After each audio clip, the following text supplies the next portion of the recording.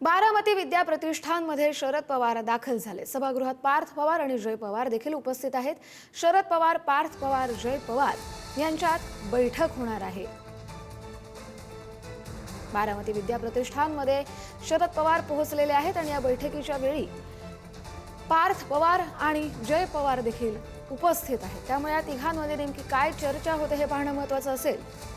ज्या दिवशी सुनेत्रा पवार यांचा शपथविधी ग्रहण सोहळा पार पडणार होता त्या दिवशी देखील पार्थ पवार यांनी शरद पवार यांची बारामतीमधल्या विद्या प्रतिष्ठानमध्ये जाऊन भेट घेतली होती आणि या शपथविधीच्या सोहळ्याचं आमंत्रण दिलं होतं। मात्र शरद पवार यांनी येणं टाळलं।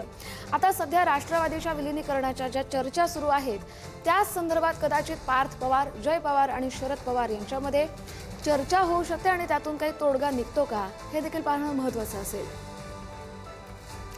जयकुमार जाधव आपले प्रतिनिधी आपल्याला या बैठकी संदर्भातले अधिकचे अपडेट देतील। जयकुमार, कस्तुरी, आपण बघतोय की माजी केंद्रीय कृषी मंत्री शरद पवार हे आज बारामतीत मुक्कामी होते काल आणि आता ते बारामतीतल्या या विद्या प्रतिष्ठानच्या सेंट्रल ऑफिसमध्ये आता ते दाखल झालेले आहेत।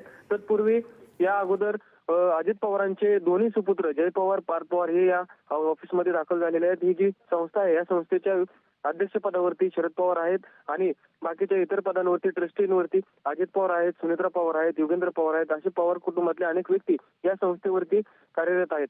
परंतु आता या संस्थेची जी बैठक सुरू झालेली आहे या बैठकीची नेमकी चर्चा काय असणार आहे, नेमका मुद्दा या बैठकीमध्ये काय आहे अद्याप समजू शकलेला नाही। परंतु मागे 2 दिवसापूर्वी अजित पवारांचे जे निकटवर्ती होते किरण गुजर यांनी ज्या ठिकाणी अजित पवारांचा अंतिमविधीचा कार्यक्रम त्या ठिकाणी पार पडला त्या जागे अजितदादांचे मोठे स्मारक त्या ठिकाणी बांधण्यात येणार असल्याचं स्पष्टीकरण किरण गुजर यांनी दिलेलं आहे। त्या स्मारकावरती आता काही चर्चा होते का?